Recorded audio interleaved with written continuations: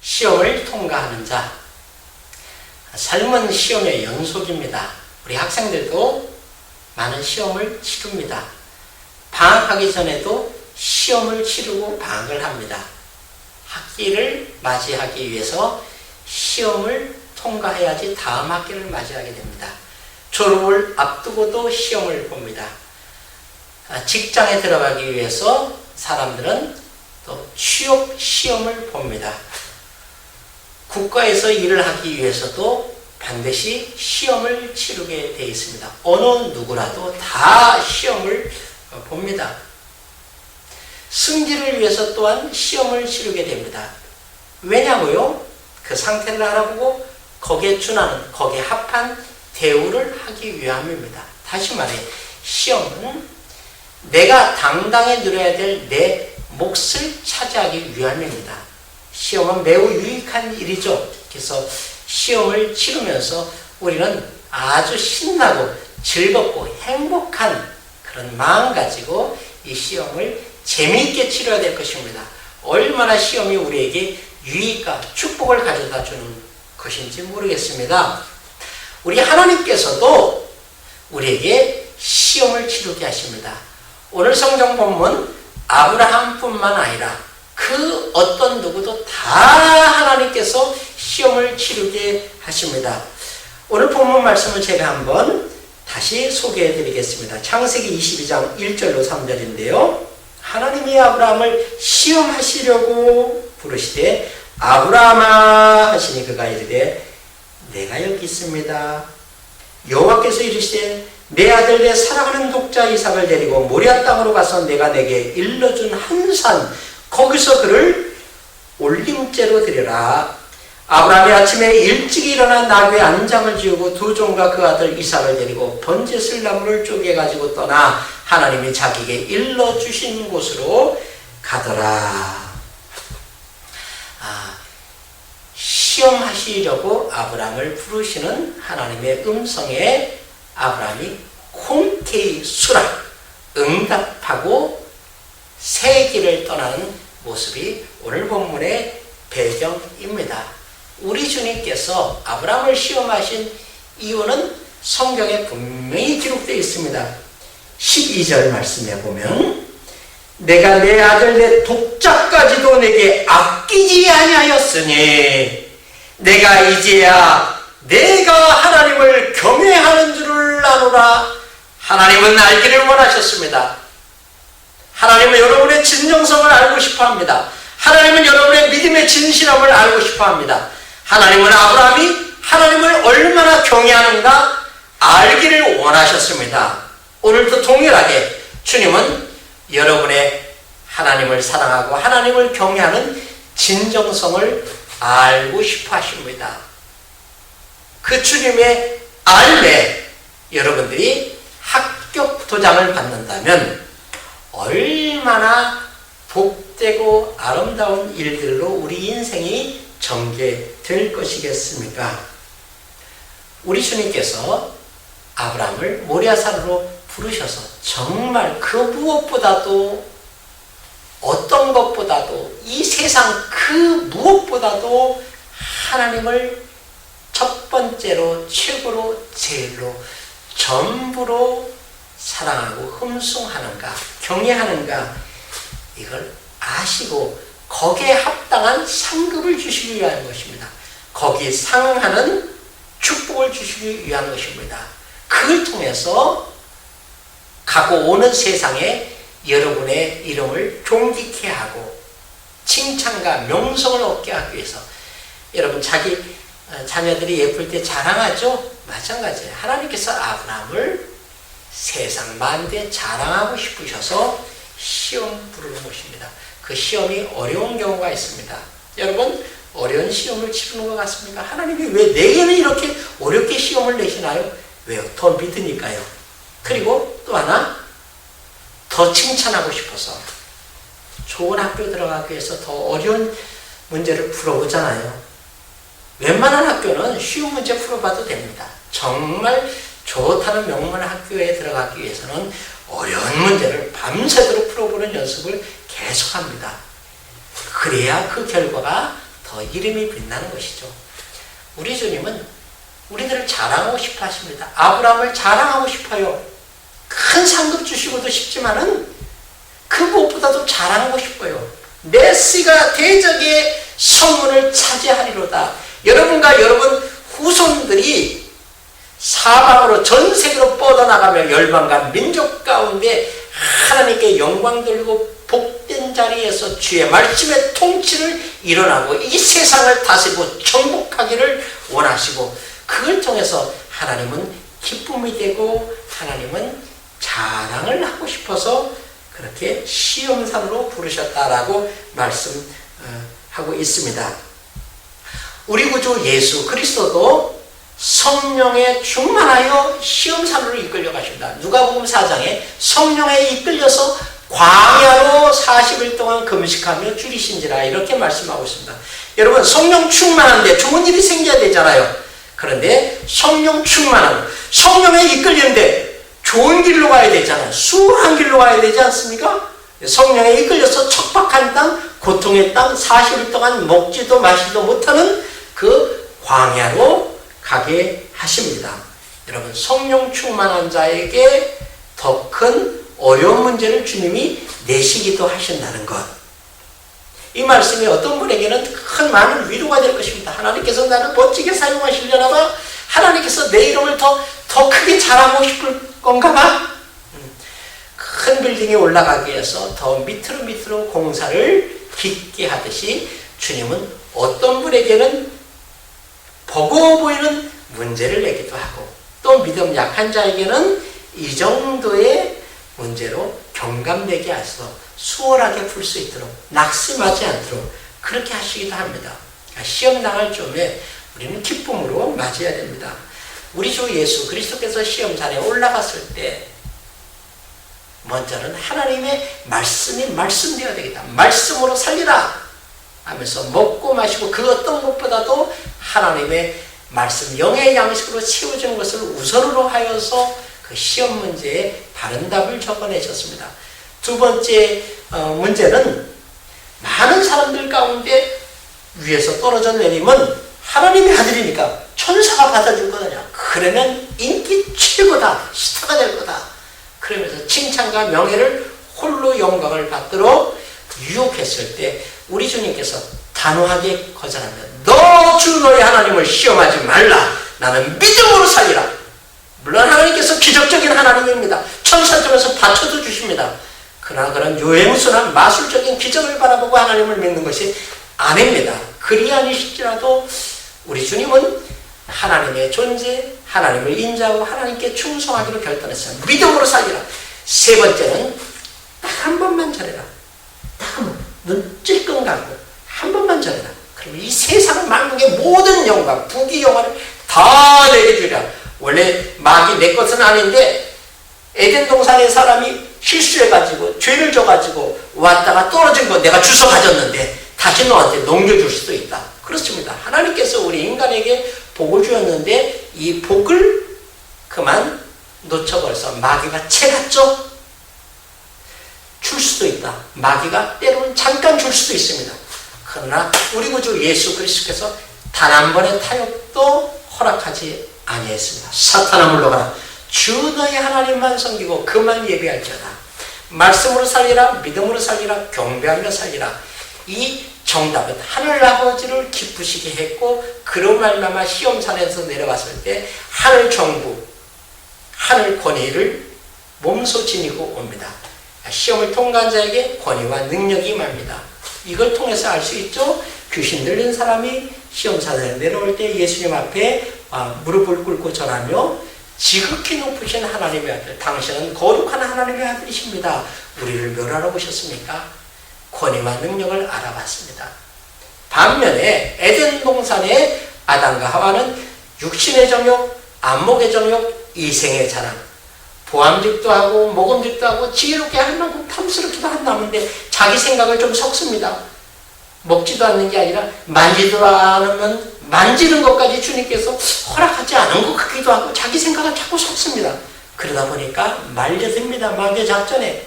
그래서 시험에 낙제점을 받게 되니 그 후로 소외, 결핍, 부끄러움, 갈등, 죽음이 왔습니다.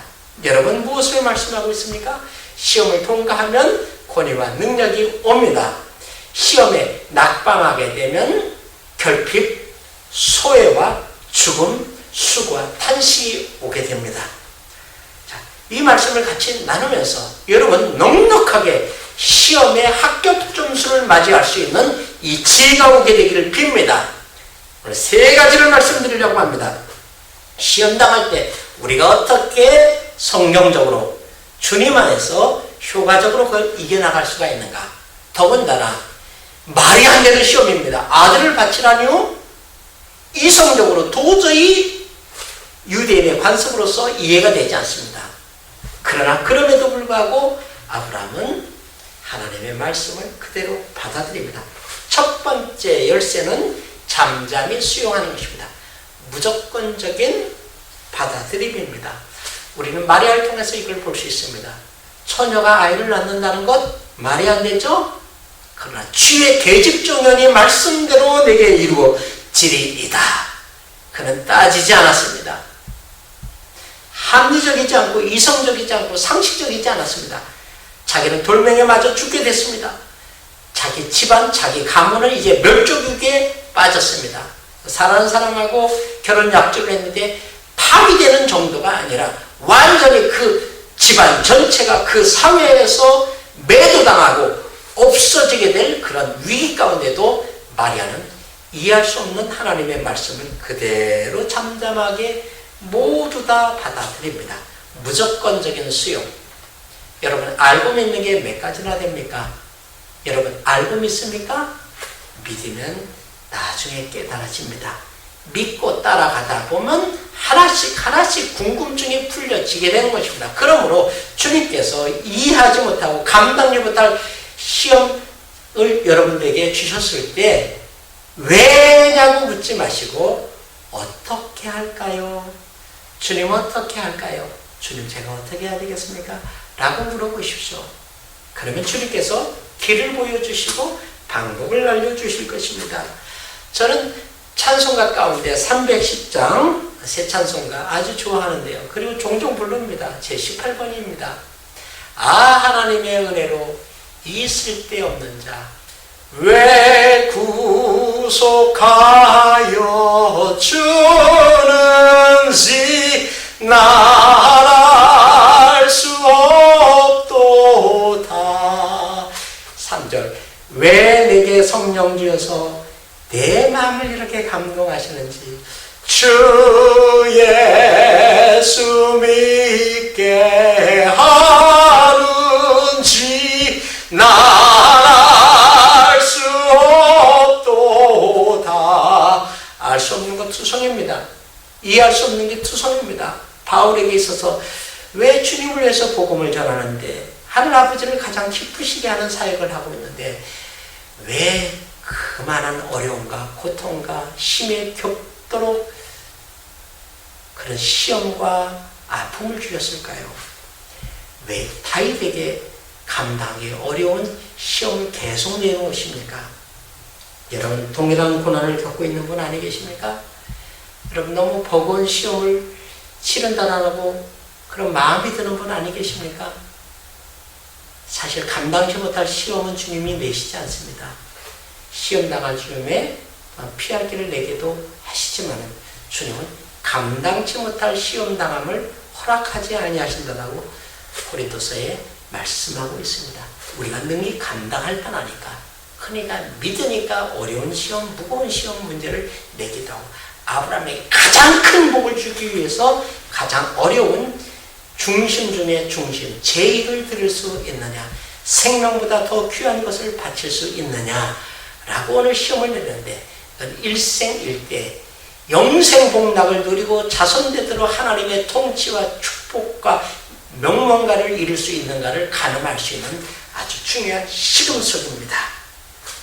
우리 주님은 이렇게 해서 당신의 사람들을 당신의 친구로, 당신의 영광된 자리로 이끄십니다. 여러분, 욥의 시험을 생각해 보십시오. 감당지 못할 시험, 자녀들이 죽게 되고 수십 년 동안 일거는 재산이 다 없어지게 되고, 그때 나는 벌거벗어 하늘부터 왔는데 나는 벌거벗어서 주께로 돌아갑니다. 주신 분도 여호와시고 가져가신 분도 여호와시니 오직 찬양받기에 합당하십니다. 오 거룩한 이름이시여. 이 입술로 벌레 같은 인생이 무엇을 얘기할 수가 있습니까? 그런 입술을 지켰습니다. 여러분, 무조건적인 받아들임이 얼마나 복이 되는지 욥의 결과를 생각해 보십시오. 아브라함의 결과를 생각해 보십시오. 내가 내게 큰 복을 주고 내 씨가 크게 번성하여 하늘의 별과 같고 바다의 모래같이 하더니 내 씨가 대적의 성문을 얻으리라. 또 내 씨로 말미암아 천하 만민의 복을 받으리니 이는 내가 내 말을 듣고 준행하였기 때문이다. 내가 내 독자까지라도 아끼지 아니하였은즉 이제 내가 모든 것을 주리라 라고 주님 말씀하십니다. 자, 어려운 시험, 이해할 수 없는 시험을 그대로 무조건적으로 받아들이는 것이라면, 두 번째는 있는 그대로 순수하게 받아들이는 겁니다. 있는 그대로 믿는 것입니다. 다시 말해서 섞지 말라. 자기 생각, 자기 사견을 더하지 말라는 것입니다. 말씀의 순수성을 보장하라는 것입니다. 그걸 성결이라고 합니다. 여러분, 하나님은 거룩하신 분입니다. 하나님의 말씀도 거룩합니다. 그렇다면 하나님의 말씀을 거룩하지 못하게 하는 게 하나님의 말씀에 자기 생각을 섞는 것입니다. 우리 구주 예수 그리스도께서 가장 속상하시면서 분노하셨을 때가 어떤 경우인지 여러분 아십니까? 하나님의 말씀에 인간의 사상, 장로들의 유전, 세상의 전통을 첨부했을 때입니다. 그래서 마태복음에는 말씀하고 있습니다. 이 율법의 1.1핵이라도 더하거나 빼는 자는 하나님 나라에 합당하지 않다. 하나님의 말씀의 순수성 그대로 받아들이는 겁니다. 우리 생각에 하나님의 말씀에 완전히 복종할 때까지 주님은 일하실 수가 없습니다. 고린도서 10장 4절에서 5절, 하나님을 아는 것을 대적하여 높아진 것을 다 무너뜨리고 모든 생각을 사로잡아 그리스도에게 복종케 하려 하느니 여러분의 생각, 이성을 다 내려놔야 될 것입니다. 그러기 위해서 아브라함은 이 중요한 아들을 하나님께 바치려 하는데 아내와 의논하지 않았습니다.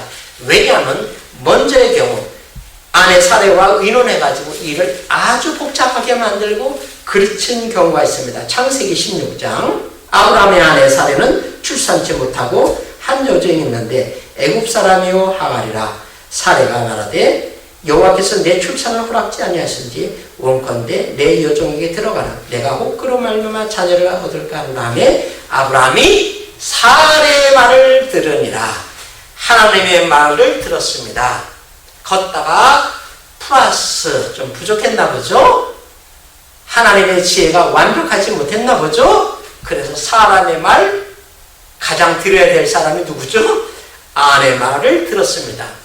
아, 여보, 나는 몸이 글렀어. 내 나이 알잖아. 여보, 저기 내 자궁이 이미 생산하지 못하고 말라버린 지가 수십 년이 지났는데 그 대신 나를 돌보는 내 몸속에서 젊고 예쁘고 얼마나 싹싹하고 그런지 하갈은 믿을만하니까 하갈을 통해서 여보, 아이를 낳으면 내가 난폭으로 하지. 내가 키우면 내 자식 아니겠어?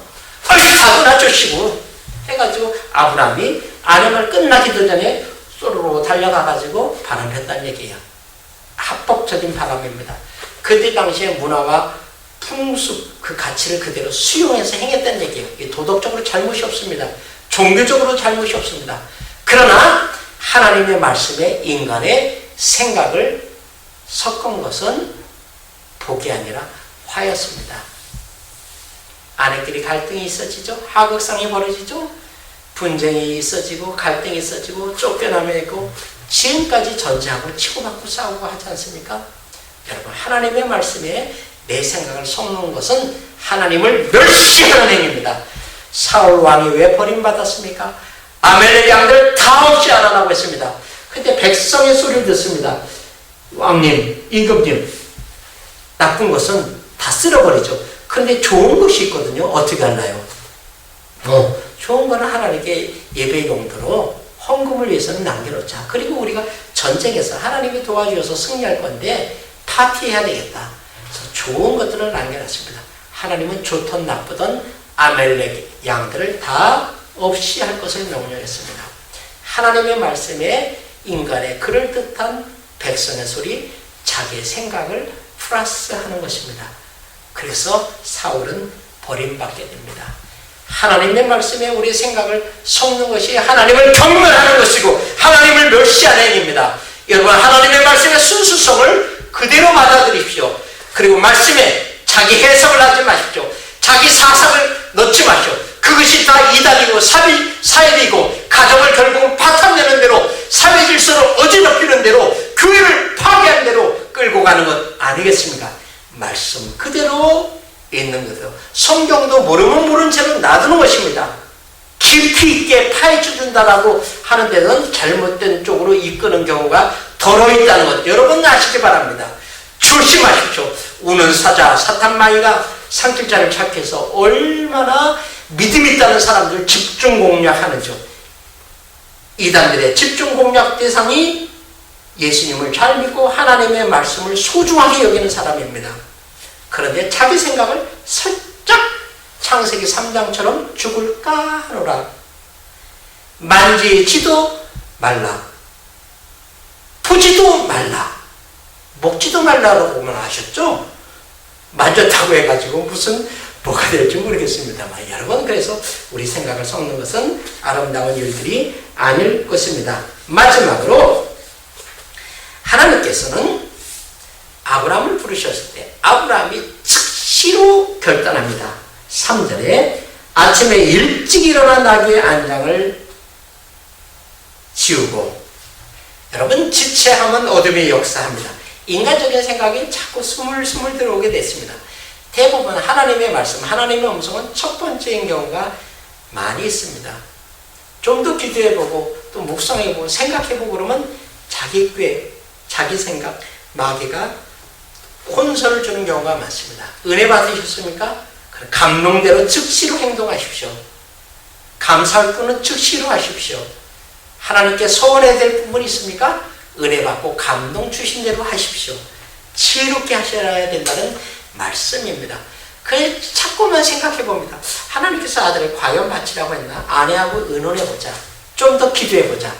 그러면 모리아산을 향해서 그 길은 점점 더 지연되고 그 다음에 멀어지는 것일 것입니다. 우리는 하나님의 감동에 신속하게 대처해야 될 것입니다. 즉각적으로 응답하는 것이 복된 길입니다. 아브라함은 아침 일찍 모리아산을 향해 십자가를 지고 헌신의 사흘 길을 갑니다.